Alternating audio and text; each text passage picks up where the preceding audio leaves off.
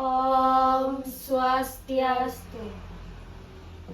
Perkenalkan, nama saya I Gusti Agung Istri Triwidiantari, presensi 31 dengan NIM 2311031123. Saya dari kelas A1 Denpasar, semester 4. Dan siswa saya bernama Nama saya Jerome Ade Agung Winanta, kelas 3 dari SD Negeri 1 Keramas. Nah, baik, video ini merupakan video ujian akhir semester saya dengan mata kuliah Mapel IPS SD dengan dosen pengampu Bapak Iketut Bani Astajaya SAG MPD. Nah, adapun materi yang saya pilih yakni materi bab 7 dari kelas 3 SD yang berjudul Cerita dari Kampung Halaman.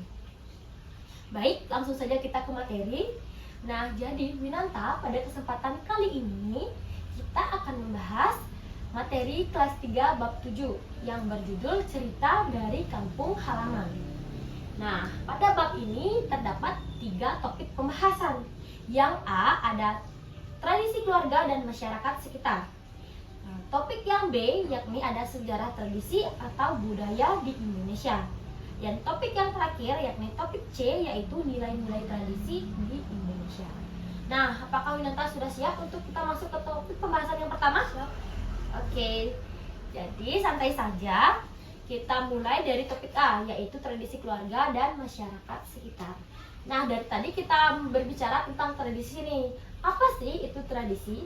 Nah, tradisi atau budaya adalah kebiasaan ataupun adat istiadat yang dijalankan dalam tatanan masyarakat. Nah, jadi kebiasaan ini dilakukan secara turun-temurun dari zaman nenek moyang. Nah, Winanta, kebiasaan unik atau tradisi apa sih yang biasanya dilakukan di keluarganya Winanta?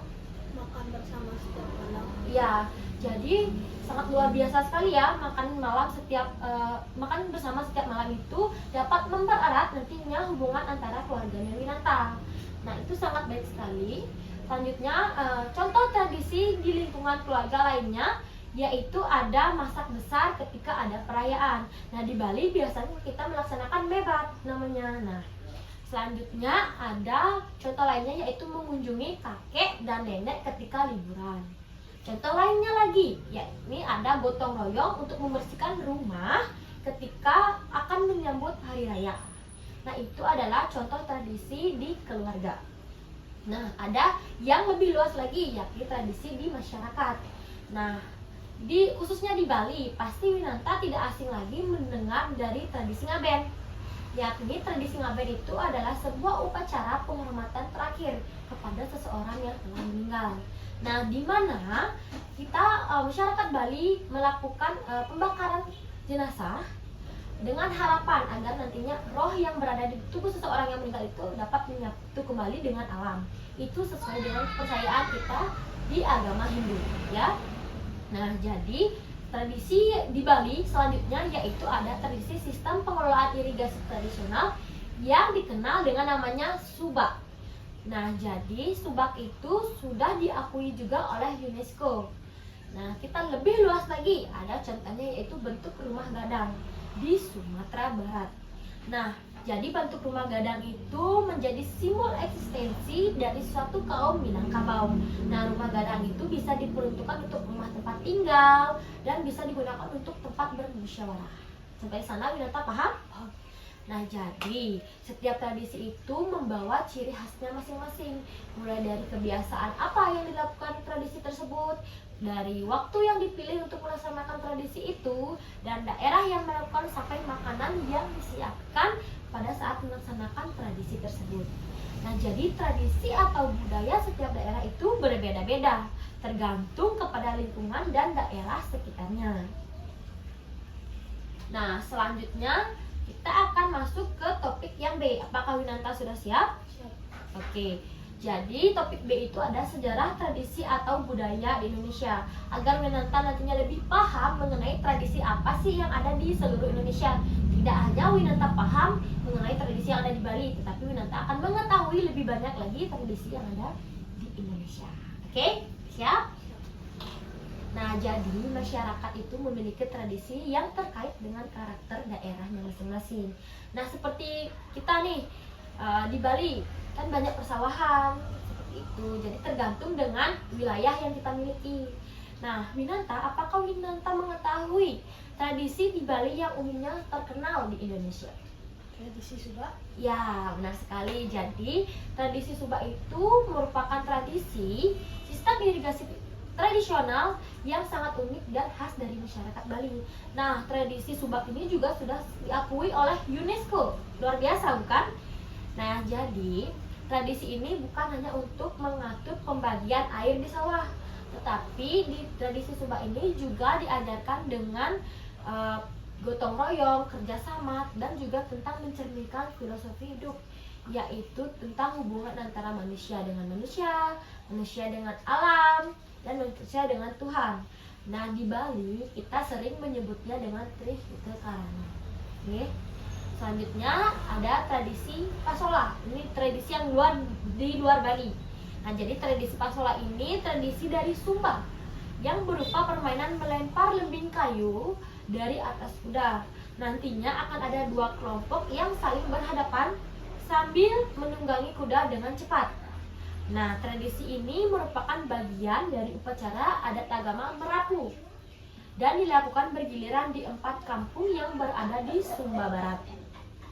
Nah, adapun kampung yang dilakukan tradisi Pasola ini yaitu ada Kampung Kodi, Kampung Lamoya, Kampung Wanakaka, dan Gaura. Nah, jadi Pasola ini biasanya dilakukan di bulan Februari hingga bulan Maret di setiap tahunnya. Jadi setiap tahunnya itu pasti rutin dilaksanakan tradisi Pasola ini. Nah, jadi kita lanjut. Ya, contoh tradisi yang tersebar di Indonesia lainnya yakni ada tradisi kebo-keboan. Nah, tradisi kebo-keboan ini berasal dari daerah Banyuwangi, tepatnya di Jawa Timur.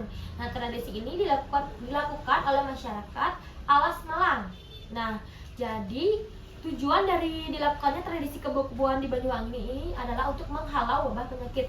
Ini merupakan contoh gambar dari tradisi kebo-keboan di Banyuwangi. Nah, nantinya akan ada para lelaki yang berdandan layaknya seperti kerbau. Lihat di sini. Nah, nanti mereka ini akan berlagak seperti kerbau, yakni membajak sawah. Nah, di dalam tradisi ini tidak akan ada kerbau sungguhan yang terlibat. Tuh. Nah, jadi selanjutnya yang terakhir yaitu ada tradisi bakar batu. Nah, tradisi bakar batu ini adalah tradisi yang dilakukan oleh masyarakat Pegunungan Tengah di Jayawijaya, Papua. Nah, Winata tahu di mana itu Papua? Ya. Jadi tradisi ini dilakukan dengan cara memasak makanan yang menggunakan batu panas di dalam tanah nantinya. Nah, biasanya makanan yang dimasak itu ada sayuran, umbi-umbian, dan daging. Nah, nanti ketika sudah menjadi satu, dia akan ditutup dengan batu yang panas. Kita tunggu hingga nanti makanannya matang. Nah, biasanya tradisi bakar batu ini dilakukan ketika ada perayaan. Nah, misalkan perayaan perdamaian, perayaan adanya sebuah kelahiran, dan perayaan acara penting lainnya. Nah, nantinya ketika makanannya itu sudah matang, nanti semua warga akan makan bersama-sama sebagai tanda kebersamaan dan wujud syukur. Nah, itu merupakan contoh tradisi yang tersebar di Indonesia. Nah, sangat beragam ya. Seperti di Bali ada tradisi Subak dan yang lain sebagainya. Nah, selanjutnya ada topik yang terakhir nih, ya adalah nilai-nilai tradisi di Indonesia. Nah, setiap tradisi itu pasti memiliki nilai luhur yang penting bagi tatanan masyarakat. Nah, sebagai bagian dari bangsa Indonesia, kita perlu menghargai setiap tradisi yang ada. Nah, Winanta nantinya sebagai penerus bangsa bisa memberikan kesempatan untuk tradisi itu tetap berlangsung. Winanta harus memastikan juga bahwa tradisi itu tidak boleh punah. Ya. Nah, jadi ini merupakan sikap dari cerminan Bhinneka Tunggal Ika. Winanta tahu nggak apa itu Bhinneka Tunggal Ika? Apa itu?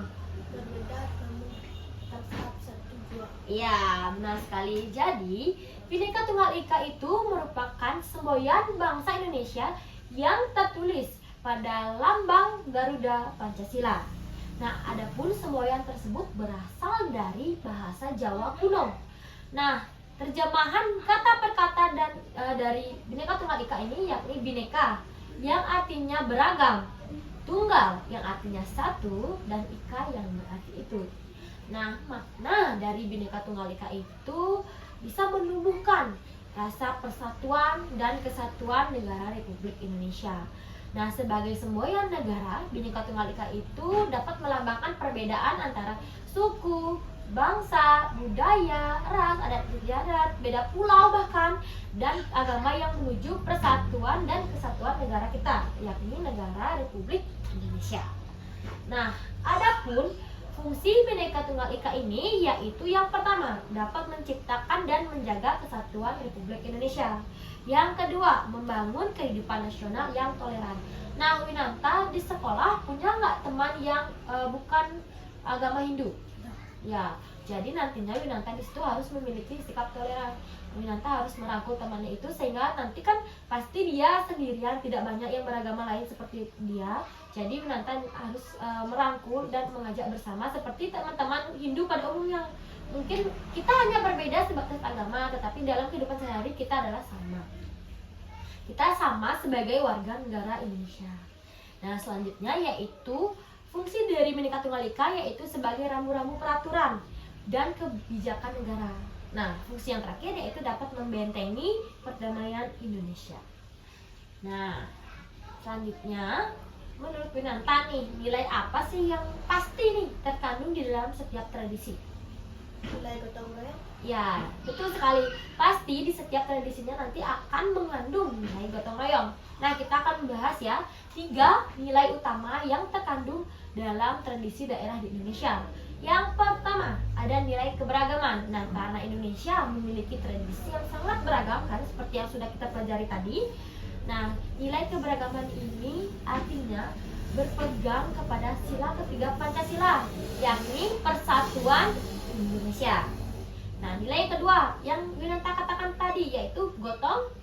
Ya, benar sekali. Nilai kebersamaan atau gotong royong itu karena sebuah tradisi itu pasti dilakukan secara bersama-sama. Seperti misalnya tradisi ngaben ya, kita di Bali kan tidak mungkin Winanta akan melaksanakan ngaben itu sendiri kan, tidak bisa. Nah, jadi pasti tradisi itu umumnya dilakukan secara bersama-sama sehingga dapat mempererat tadi persaudaraan dan kebersamaan kita sebagai warga masyarakat yang baik. Nah, nilai yang ketiga yang terakhir yaitu ada nilai kepemimpinan. Nah, karena pada umumnya tradisi itu akan dipimpin oleh seorang tokoh. Nah, bisa kepala keluarga. Kalau di keluarga kayak Winanta kan makan bersama setiap malam nih, pasti akan dipimpin oleh kepala keluarga. Nah, selanjutnya apabila di masyarakat bisa mungkin dipimpin oleh kepala daerah, kepala suku ataupun kepala agama. Nah, misalnya Winata ada odalan. Odalan itu pasti akan dipimpin oleh seorang pemangku. Ya, seperti itu contohnya. Nah, jadi dari kepemimpinan tersebut kita akan timbul rasa tanggung jawab dan menghormati dari masyarakat kepada tokoh pemimpin tersebut. Nah, itu merupakan nilai yang terkandung dalam setiap tradisi yang tersebar di Indonesia. Nah, setiap tradisi yang ada di Indonesia itu memiliki nilai-nilai yang erat hubungannya dengan kehidupan kita sehari-hari. Seperti gotong royong itu kan sangat erat nih setiap hari. Karena apabila Winanta melakukan pekerjaan yang berat, nanti kita jika dilaksanakan bersama-sama akan menjadi mudah seperti itu. Nah, jadi perbedaan setiap ciri khas suatu daerah tidak menghalangi Indonesia untuk tetap bersatu. Nah, dengan adanya keberagaman di Indonesia dapat menciptakan cinta damai, memperkuat persahabatan, dan sikap disiplin karena ada perbedaan waktu. Nah, seperti itu. Jadi, itu merupakan pemaparan materi mengenai cerita dari kampung halaman. Nah, untuk Winanta, apakah ada pertanyaan yang ingin ditanyakan? Ya, Manfaat tradisi. mempelajari tradisi. Iya. Jadi pertanyaan Winanta adalah apa sih manfaat dari kita mempelajari tradisi daerah lain? Nah, jadi manfaat dari Winanta mempelajari tradisi dari daerah lain itu supaya nantinya Winanta bisa lebih menghargai tradisi-tradisi yang ada di Indonesia. Karena kembali lagi Indonesia ini memiliki beragam sekali tradisi. Nah, seperti di Bali saja kita memiliki banyak tradisi, apalagi di Nusantara ini lebih banyak lagi. Nantinya supaya Winanta, kita bersama bisa menghargai tradisi tersebut dan kita dapat untuk memperkuat persatuan sebagai warga negara Indonesia. Apakah paham? Oke. Jadi itu saja pemaparan materi pada kesempatan kali ini. Nah, adapun media yang saya gunakan yaitu media mewarnai. Di sini saya sudah menyiapkan sebuah kertas dengan berisi 2 contoh gambar budaya. Yang pertama ini ada gambar tradisi Subak di Bali. Nah, yang kedua ada gambar tradisi kebo-keboan di Banyuwangi. Nah, tujuan saya menggunakan media ini agar siswa nantinya bisa mengenal bagaimana sih tradisi yang ada di lingkungan sekitar kita dan di Nusantara. Gitu. Nah, Winanta ini untuk Winanta 1 dan ini untuk saya 1. Kita bisa mewarnai menggunakan pensil warna yang sudah saya sediakan. Jadi silakan Winanta berkreasi untuk mewarnai media ini. Oke. Bebas aja kok berkreasi.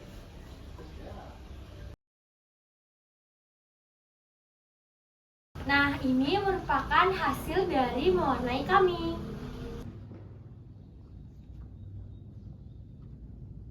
Nah, pada materi ini kita akan berkarya wisata ke Museum Subak yang berada tepatnya di Desa Medahan, Kabupaten Gianyar.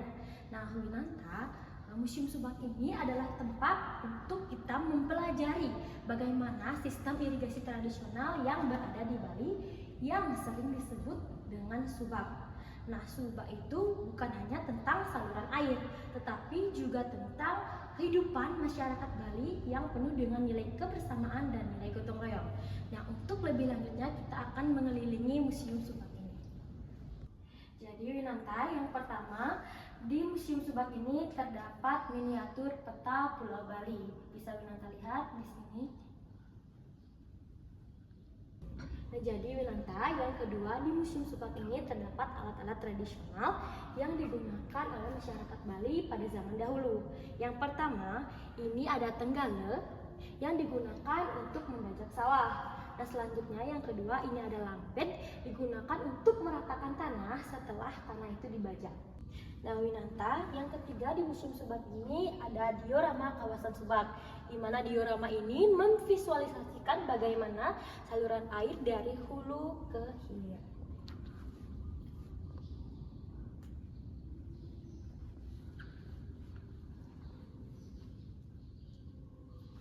Nah, selanjutnya Winanta, di sini juga terdapat alat-alat tradisional lagi yang digunakan pada zaman dahulu. Yang pertama ini disebut dengan ketung, yang dimana fungsinya ketung ini adalah untuk memisahkan bulir-bulir padi dengan batangnya. Nah, selanjutnya yang ini ada disebut dengan gedebab, di mana digunakan untuk mengangkut hasil panen. Nah, Winanta, selanjutnya ada diorama yang kedua, yakni distribusi air irigasi, di mana ini memvisualisasikan bahwa air yang berasal dari saluran tersier memasuki ke dalam kompleks persawahan para petani.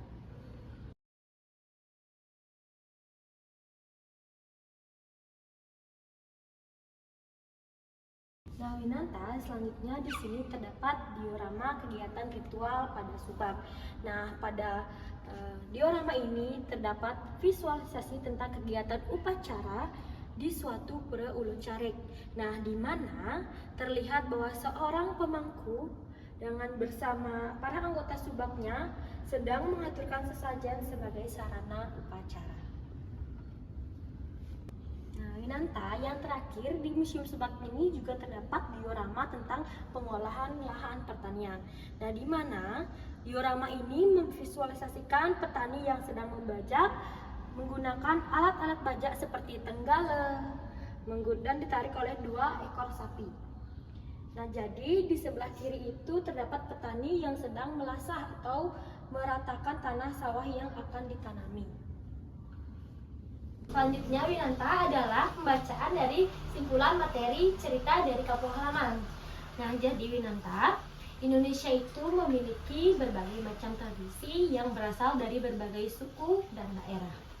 Nah, tradisi merupakan sebuah kebiasaan turun-temurun yang dilakukan dalam keluarga maupun masyarakat dari zaman nenek moyang kita.